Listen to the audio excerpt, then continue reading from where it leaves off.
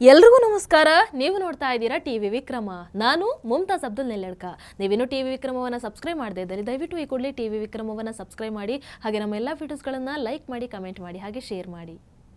ವೀಕ್ಷಕರೇ, ಅತ್ತ ಉಪಚುನಾವಣೆಯ ಫಲಿತಾಂಶಕ್ಕೆ ಕ್ಷಣಗಣನೆ ಶುರು ಆಗಿದೆ.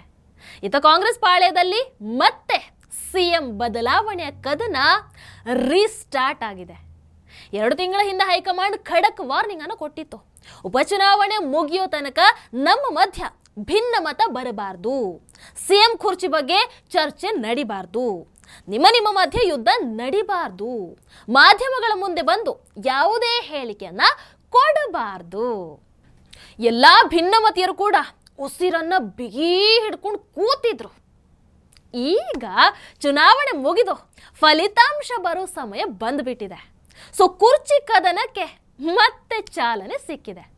ಆದ್ರೆ ಔಟ್ ಆಫ್ ನೋ ವೇರ್ ಅನ್ನೋ ಹಾಗೆ ಸಿಎಂ ಸ್ಥಾನಕ್ಕೆ ಒಬ್ಬ ಹೊಸ ಅಭ್ಯರ್ಥಿ ತಮ್ಮ ಅಪ್ಲಿಕೇಶನ್ ಅನ್ನು ಹಾಕಿ ಈ ಸೆಕೆಂಡ್ ಇನ್ನಿಂಗ್ಸ್ ಯುದ್ಧಕ್ಕೆ ಎಂಟ್ರಿಯನ್ನ ಕೊಟ್ಟಿದ್ದಾರೆ. ಯಾರದು ಹಾಗಾದ್ರೆ?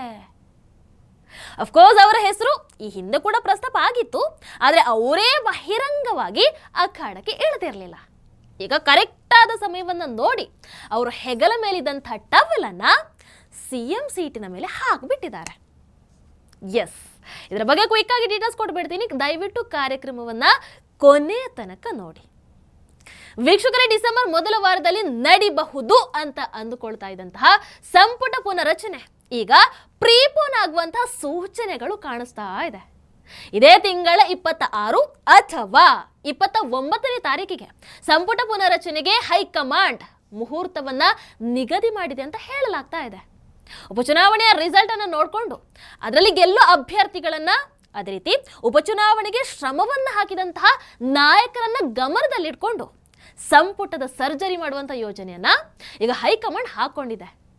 ಸುಮಾರು 7 ರಿಂದ 8 ಮಂದಿ ಯೂಸ್ಲೆಸ್ ಸಚಿವರಿಗೆ ಗೇಟ್ ಪಾಸ್ ಕೊಡೋದು ಖಚಿತ ಅಂತ ಹೇಳಲಾಗ್ತಾ ಇದೆ. ಅಂಡ್ ಆ ಜಾಗಕ್ಕೆ ಹೊಸ 7 ಮಂದಿಯನ್ನ ಈಗಾಗಲೇ ಸೆಲೆಕ್ಟ್ ಮಾಡಿದಾರಂತೆ. ಇಲ್ಲಿ ಪ್ರಮುಖವಾಗಿ ವಾಲ್ಮೀಕಿ ಹಗರಣದ ಕಿಂಗ್ ಪಿನ್ ಅಂತಾನೆ ಈಡಿಂದ ಬಿಂಬಿತ ಆಗಿರುವಂತಹ ಬಳ್ಳಾರಿಯ ನಾಗೇಂದ್ರ ಮತ್ತೆ ಸಂಪುಟಕ್ಕೆ ವಾಪಸ್ ಬರುವಂಥದ್ದು ಬಹುತೇಕ ಕನ್ಫರ್ಮ್ ಆಗಿದೆ. ತಮ್ಮನ್ನ ತಾತ್ಕಾಲಿಕವಾಗಿ ಬಚಾವ್ ಮಾಡಿರುವಂತಹ ನಾಗೇಂದ್ರನನ್ನ ಕೈ ಬಿಡೋದಕ್ಕೆ ಸಿದ್ದರಾಮಯ್ಯನವರಿಗೆ ಹೇಗೆ ಮನಸ್ಸು ಬರುತ್ತೆ? ಹೌದಲ್ವೋ? ಆದ್ರೆ ಒಂದು ವೇಳೆ ಸಂಡೂರು ಚುನಾವಣೆಯಲ್ಲಿ ತುಕಾರಾಂ ಪತ್ನಿ ಜಯ ಗಳಿಸಿದ್ರೆ ನಾಗೇಂದ್ರ ಸೇರ್ಪಡೆಗೆ ಇನ್ನಷ್ಟು ಬಲ ಕೂಡ ಸಿಗುತ್ತೆ. ನಾಗೇಂದ್ರ ಜೊತೆಗೆ ಇನ್ಯಾರು ಸಂಪುಟಕ್ಕೆ ಎಂಟ್ರಿ ಕೊಡಬಹುದನ್ನುವಂಥದ್ದು ಸದ್ಯಕ್ಕೆ ಗೌಪ್ಯವಾಗಿ ಇಟ್ಟಿದ್ದಾರಂತೆ. ಆದರೂ ಹ್ಯಾರಿಸ್ ನಲ್ಪಾಡ್, ಪ್ರದೀಪ್ ಈಶ್ವರ್, ಗೋಪಾಲಕೃಷ್ಣ ಬೇಳೂರ್ ಹೀಗೆ ಹಲವಾರು ಮಂದಿ ಸೂಟ್ ಕೇಸ್ ಜೊತೆಗೆ ಕ್ಯೂ ಆಗಿ ನಿಂತಿದ್ದಾರೆ ಅನ್ನುವಂತಹ ಸುದ್ದಿಗಳು ಕೂಡ ಬರ್ತಾ ಇದೆ. ಹಾಗಾದ್ರೆ ಇಲ್ಲಿ ಗೇಟ್ ಪಾಸ್ ಯಾರಿಗೆ? ಈ ಲಿಸ್ಟ್ ಅಲ್ಲಿ ಮೊದಲಿರುವಂಥದ್ದು ಜಮೀರ್ ಅಹ್ಮದ್ ಖಾನ್ ಅಂತ ಹೇಳಲಾಗ್ತಾ ಇದೆ. ಜಮೀರ್ ಅಹ್ಮದ್ ಖಾನ್, ತಿಮ್ಮಾಪುರ್, ಮಧು ಬಂಗಾರಪ್ಪ ಹೀಗೆ ಇನ್ನೂ ಒಂದು 4-5 ಮಂದಿ ಹಿಟ್ ಲಿಸ್ಟ್ ನಲ್ಲಿ ಇದ್ದಾರೆ. ಹೀಗಂತ ಈಗ ಮಾಹಿತಿಗಳು ಬರ್ತಾ ಇದೆ. ಆದ್ರೆ ಈ ಸಂಪುಟ ಪುನಾರಚನೆ ಮಾಡೋರು ಯಾರು? ಮುಖ್ಯಮಂತ್ರಿಗಳು, ಹೌದಲ್ವೋ? ಹೈಕಮಾಂಡ್ ಆದೇಶದ ಪ್ರಕಾರ ಇಲ್ಲಿರುವಂತಹ ರಬ್ಬರ್ ಸ್ಟ್ಯಾಂಪ್ ಸಿಎಂ ಸಂಪುಟಕ್ಕೆ ಸರ್ಜರಿಯನ್ನ ಮಾಡ್ತಾರೆ. ಆದ್ರೆ ಸಿಎಂ ಸ್ಥಾನಕ್ಕೂ ಈಗ ಸರ್ಜರಿ ಮಾಡೋದಕ್ಕೆ ಹೈಕಮಾಂಡ್ ರೆಡಿಯಾಗಿ ನಿಂತಿದೆ. ಆರೋಪಗಳ ಸುರಿಮಳೆಯಲ್ಲಿ ನೆನಿತಾ ಇರುವಂತಹ ಸಿದ್ದರಾಮಯ್ಯನವರನ್ನ ಕಂಟಿನ್ಯೂ ಮಾಡೋದಕ್ಕೆ ಹೈಕಮಾಂಡ್ಗೆ ಸುತಾರಾಮ್ ಇಷ್ಟ ಇಲ್ಲ. ಎಲೆಕ್ಷನ್ ಮುಗಿಲಿ ಅಂತ ಕಾಯ್ತಾ ಕೂತ್ಕೊಂಡಿದ್ದಂತಹ ಖರ್ಗೆ, ರಾಹುಲ್, ವೇಣುಗೋಪಾಲ್, ಸೊ ಈ ತಂಡ ಈಗ ಮೊದಲು ದೊಡ್ಡ ತಲೆಯನ್ನ ಸರ್ಜರಿ ಮಾಡುವಂತ ತೀರ್ಮಾನವನ್ನ ತಗೊಂಡಿದೆ. ಎಲ್ಲವೂ ಅಂದ್ಕೊಂಡ ಹಾಗೆ ಆದ್ರೆ ಹೊಸ ಸಿಎಂ ಜೊತೆಗೆ ಹೊಸ ಸಂಪುಟ ರಚನೆ ಆಗುತ್ತೆ. ಈ ಸುಳಿವು ಸಿಕ್ಕಿರೋದ್ರಿಂದಾನೇ ಈಗ ಕಾಂಗ್ರೆಸ್ನ ಹಿರಿಯ ನಾಯಕ ತಾವೂ ರೇಸಲ್ಲಿ ಇದ್ದೀವಿ ಹೀಗಂತ ಬಹಿರಂಗವಾಗಿ ತೊಡೆಯನ್ನ ತಟ್ಟಿದ್ದಾರೆ. ಆ ನಾಯಕ ಬೇರೆ ಯಾರು ಅಲ್ಲ, ಅವ್ರು ಯಾರು ಅಂದ್ರೆ KH ಮುನಿಯಪ್ಪ. ರೇಷನ್ ಕಾರ್ಡ್ ಡ್ರಾಮಾದ ಮುಖ್ಯ ಪಾತ್ರಧಾರಿ, ಆಹಾರ ಮತ್ತು ನಾಗರಿಕ ಪೂರೈಕೆ ಸಚಿವ KH ಮುನಿಯಪ್ಪ ಅಧಿಕೃತವಾಗಿ ರೇಸಿಗೆ ಎಂಟ್ರಿಯನ್ನು ಕೊಟ್ಟಿದ್ದಾರೆ. ರೇಷನ್ ಕಾರ್ಡ್ ರದ್ದತಿ ಡ್ರಾಮಾದ ಮುಖ್ಯ ಪಾತ್ರಧಾರಿ KH ಮುನಿಯಪ್ಪನ ಹೀಗಂತ ನೀವು ಕೇಳಬಹುದು. ಎಸ್, ಅವರು ಕೇವಲ ಪಾತ್ರಧಾರಿ. ಇದರ ಸೂತ್ರಧಾರಿ ದಿ ಗ್ರೇಟ್ ಮುಖ್ಯಮಂತ್ರಿ ಸಿದ್ದರಾಮಯ್ಯನವರು.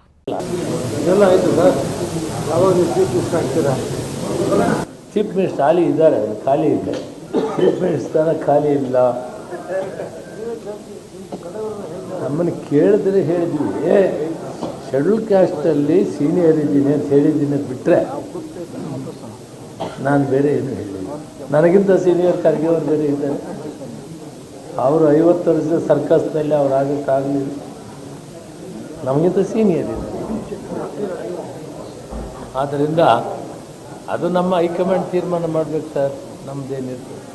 ಗ್ಯಾರಂಟಿಗಳನ್ನ ಪೂರೈಸೋದಕ್ಕೆ ಆಗದೇನೆ ಅನ್ನಭಾಗ್ಯ ಯೋಜನೆಯನ್ನ ನಡೆಸೋದಕ್ಕೆ ಶಕ್ತಿ ಇಲ್ಲದೆ ಈಗ ಬಡವರ ರೇಷನ್ ಕಾರ್ಡ್ಗಳನ್ನ ಕ್ಯಾನ್ಸಲ್ ಮಾಡೋ ಮೂಲಕ ಕೋಟ್ಯಾಂತರ ರೂಪಾಯಿಯ ಹೊರೆ ಕಮ್ಮಿ ಮಾಡ್ಕೊಳ್ಳೋದಕ್ಕೆ ಈ ಸಿದ್ದರಾಮಯ್ಯ ಸರ್ಕಾರ ಹೊರಟು ನಿಂತಿದೆ. ಆದರೆ ಮುನಿಯಪ್ಪನವರು ಫುಡ್ ಮಿನಿಸ್ಟರ್ ಆಗಿರೋದ್ರಿಂದ ಇಲ್ಲಿ ಅವರು ವಿಲನ್ ಆಗಿ ಕಾಣಿಸ್ತಾ ಇದ್ದಾರೆ. ಸೊ ಈಗ ಮುನಿಯಪ್ಪನವರು ತಮ್ಮದಲ್ಲದ ತಪ್ಪಿಗೆ ತಾವ್ಯಾಕೆ ವಿಲನ್ ಆಗಬೇಕು ಅಂತ BPL ರದ್ದತಿಯನ್ನು ನಿಲ್ಲಿಸಿ ಆದೇಶವನ್ನು ಹೊರಡಿಸಿದ್ದಾರೆ. ಸಿದ್ದರಾಮಯ್ಯನವರು ತಾಕತ್ತಿದ್ರೆ ಗ್ಯಾರಂಟಿಯನ್ನು ಮುಂದುವರಿಸಲಿ, ನಾನು ಯಾಕೆ ಕೆಟ್ಟವನಾಗಬೇಕು ಹೀಗಂತ ಮುನಿಯಪ್ಪನವರು ಈಗ BPL ಪರಿಷ್ಕರಣೆಗೆ ಬ್ರೇಕನ್ನು ಹಾಕಿದ್ದಾರೆ. ಇದು ಸಿದ್ದರಾಮಯ್ಯನವರಿಗೆ ಪರೋಕ್ಷವಾಗಿ ಹೊಡೆದಿರುವಂತಹ ಸೆಡ್ಡು ಅಂತ ಹೇಳ್ಬಹುದಾ? Of course yes. ಇದರ ಬೆನ್ನಲ್ಲಿ ಈಗ ಮುನಿಯಪ್ಪನವರು ಹಿರಿಯ ಮಠಾಧೀಶರು ಸ್ವಾಮೀಜಿಗಳ ಮೂಲಕ ತಮ್ಮ ಹೆಸರನ್ನ CM ರೇಸಲ್ಲಿ ಮುನ್ನೆಲೆಗೆ ತಂದಿದ್ದಾರೆ. ಮೊನ್ನೆ 17ನೇ ತಾರೀಕು ನಡೆದಂಥ ಒಂದು ಕಾರ್ಯಕ್ರಮದಲ್ಲಿ ಚಿತ್ರದುರ್ಗದ ಮಾದಾರ ಚೆನ್ನಯ್ಯ ಗುರುಪೀಠದ ಬಸವಮೂರ್ತಿ ಮಾದಾರ ಚೆನ್ನಯ್ಯ ಅವರು ಮುನಿಯಪ್ಪನವರೇ ಮುಖ್ಯಮಂತ್ರಿ ಆಗಬೇಕು ಅಂತ ಆಗ್ರಹವನ್ನ ಮಾಡಿದ್ದಾರೆ. ಅವರ ಈ ಹೇಳಿಕೆ ಮೂಲಕನೇ ಕುರ್ಚಿ ಯುದ್ಧದ ಸೆಕೆಂಡ್ ಇನ್ನಿಂಗ್ಸ್ ಶುರು ಆಗಿರುವಂಥದ್ದು. ಸೊ ಈ ಹೇಳಿಕೆಗೆ ರಿಯಾಕ್ಟ್ ಮಾಡಿರುವಂತಹ ಮುನಿಯಪ್ಪನವರು ತಾವು CM ಸ್ಥಾನದ ಆಕಾಂಕ್ಷಿ ಹೀಗಂತ ನೇರವಾಗಿ ಹೇಳಿದ್ದಾರೆ. ಪರಿಶಿಷ್ಟ ಜಾತಿಯಲ್ಲಿ ನನ್ನನ್ನು ಬಿಟ್ಟು 7 ಬಾರಿ ಗೆದ್ದಿರುವಂತಹ ಅಭ್ಯರ್ಥಿ ಬೇರೆ ಯಾರಿದ್ದಾರೆ? ಪಕ್ಷದಲ್ಲಿ ನನಗಿಂತ ಹಿರಿಯರು ಬೇರೆ ಯಾರಿದ್ದಾರೆ? ಖರ್ಗೆ ಒಬ್ಬರನ್ನ ಬಿಟ್ರೆ ಇಲ್ಲಿ ನಾನೇ ಹಿರಿಯ, ಇಲ್ಲಿ ನಾನೇ ಅನುಭವಿ. ಕಾಂಗ್ರೆಸ್ ಗೆಲ್ಲೋದಕ್ಕೆ ಪರಿಶಿಷ್ಟ ಜಾತಿಯ ವೋಟ್ ಬ್ಯಾಂಕೇ ಕಾರಣ. ಹೀಗಾಗಿ ನಾನು CM ಹುದ್ದೆ ಬೇಕು ಅಂತ ಕೇಳಿದ್ರೆ ಅದ್ರಲ್ಲಿ ತಪ್ಪು ಏನಿದೆ ಹೀಗಂತ ಮುನಿಯಪ್ಪನವರು ಓಪನ್ ಆಗಿ ಮಾತಾಡಿದ್ದಾರೆ. ಆದರೆ ಮುನಿಯಪ್ಪನವರು ಬೇಕಂತಾನೆ ತಮ್ಮ ಮಾತಿಗೊಂದು ಚಿಕ್ಕ ಒಗ್ಗರಣೆಯನ್ನು ಕೂಡ ಹಾಕಿದ್ದಾರೆ. ಏನಂತ? ಸದ್ಯಕ್ಕೆ CM ಕುರ್ಚಿ ಖಾಲಿಲ್ಲ, 5 ವರ್ಷ ಸಿದ್ದರಾಮಯ್ಯನವರೇ CM ಆಗಿರ್ತಾರೆ. ಸೊ ಆ ಸೀಟ್ ಖಾಲಿ ಆದ್ರೆ ತಾನೇ ನಾವು ಯಾರಾದರೂ ಕೂರೋದಕ್ಕೆ ಆಗೋದು ಹೀಗಂತ ಒಂದು ನೌಟಂಕಿ ಸ್ಟೇಟ್ಮೆಂಟ್ ಅನ್ನು ನೀಡಿರುವಂತಹ ಮುನಿಯಪ್ಪನವರು ಬೇಕಂತಾನೆ ತಮ್ಮ ಜಾತಿ ಕಾರ್ಡನ್ನ ಇಲ್ಲಿ ಮುಂದೆ ಹಿಡಿತಾ ಇದ್ದಾರೆ. ಮಲ್ಲಿಕಾರ್ಜುನ ಖರ್ಗೆ ಅವರನ್ನ ಅಧ್ಯಕ್ಷ ಸ್ಥಾನ ಬಿಡಿಸಿ CM ಅಂತೂ ಮಾಡೋದಿಲ್ಲ. ಇನ್ನು ಪರಮೇಶ್ವರ್ ಅವರು ಅರ್ಧಾವಧಿಗೆ CM ಆಗೋದಕ್ಕೆ ಇಷ್ಟಪಡಲ್ಲ. ಇನ್ನು ಸತೀಶ್ ಜಾರಕಿಹೊಳಿ ರೇಸಲ್ಲಿದ್ದಾರೆ ನಿಜ, ಆದರೆ ವಯಸ್ಸು, ಅನುಭವ, 7 ಬಾರಿ ಗೆದ್ದಿರುವಂಥ ಹಿಸ್ಟ್ರಿ ಈ ಕಾರ್ಡನ್ನು ತೋರಿಸಿದ್ರೆ ಸತೀಶ್ ಜಾರಕಿಹೊಳಿ ಹಿಂದೆ ಹೋಗಲೇಬೇಕನ್ನುವಂಥದ್ದು ಮುನಿಯಪ್ಪನವರ ಲೆಕ್ಕಾಚಾರ. ಸೊ ಈ ರೀತಿಯಾಗಿ ಅವರೀಗ ಮುಖ್ಯಮಂತ್ರಿ ಹುದ್ದೆಗೆ ಅಪ್ಲಿಕೇಶನ್ ಅಂತೂ ಹಾಕ್ಬಿಟ್ಟಿದ್ದಾರೆ. ಸಿದ್ದರಾಮಯ್ಯನವರು ಇಳಿಯೋದನ್ನ ಅಥವಾ ಹೈಕಮಾಂಡ್ ಸಿದ್ದರಾಮಯ್ಯನವರನ್ನ ಇಳಿಸೋದನ್ನ KH ಮುನಿಯಪ್ಪನವರು ಕಾಯ್ಕೊಂಡು ಕೂತಿದ್ದಾರೆ. ಹಗರಣಗಳಲ್ಲಿ ನಲಗಿರುವಂತಹ ಸಿದ್ದರಾಮಯ್ಯನವರಿಗೆ ಒಂದು ವೇಳೆ ಉಪಚುನಾವಣೆಯಲ್ಲೂ ಕೂಡ ಹಿನ್ನಡೆ ಆಯಿತು ಅಂತ ಅಂದರೆ ಕುರ್ಚಿ ವ್ಯಾಮೋಹ ಬಿಡೋದು ಅನಿವಾರ್ಯ ಆಗ್ಬಿಡತ್ತೆ. ಚನ್ನಪಟ್ಟಣ ಚುನಾವಣೆಯಲ್ಲಿ ಕಾಂಗ್ರೆಸ್ ಬೈ ಚಾನ್ಸ್ ಸೋತರೆ DKಶಿಗೆ ಫಾರ್ ಶೋರ್ ಅದು ಸೆಟ್ ಬ್ಯಾಕ್. ಕಾನ್ಫಿಡೆಂಟ್ ಆಗಿ CM ಕುರ್ಚಿ ಬೇಕು ಅಂತ ಕೇಳೋದು ಸಾಧ್ಯ ಆಗಲ್ಲ. ಸೊ ಇಂತಹ ಪರಿಸ್ಥಿತಿಯ ಲಾಭವನ್ನು ಪಡ್ಕೊಳ್ಳೋದಕ್ಕೆ ಮುನಿಯಪ್ಪನವರು ಹೊರಟು ನಿಂತಿದ್ದಾರೆ. ಈ ಪ್ಲಾನ್ ಅಲ್ಲಿ ಮುನಿಯಪ್ಪನವರು ಸಕ್ಸಸ್ ಆಗ್ತಾರಾ? ರಾಜ್ಯಕ್ಕೆ ಹೊಸ ಮುಖ್ಯಮಂತ್ರಿಯಾಗಿ ಮುನಿಯಪ್ಪನವರ ಪಟ್ಟಾಭಿಷೇಕ ಆಗತ್ತಾ? ರಾಜ್ಯಕ್ಕೆ ಪರಿಶಿಷ್ಟ ಜಾತಿಯ CM ಅಪಾಯಿಂಟ್ ಮಾಡೋ ಮೂಲಕ ಕಾಂಗ್ರೆಸ್ ತನ್ನ ವಿರೋಧಿಗಳ ಬಾಯನ್ನು ಮುಚ್ಚಿಸುತ್ತಾ? ಗೊತ್ತಿಲ್ಲ.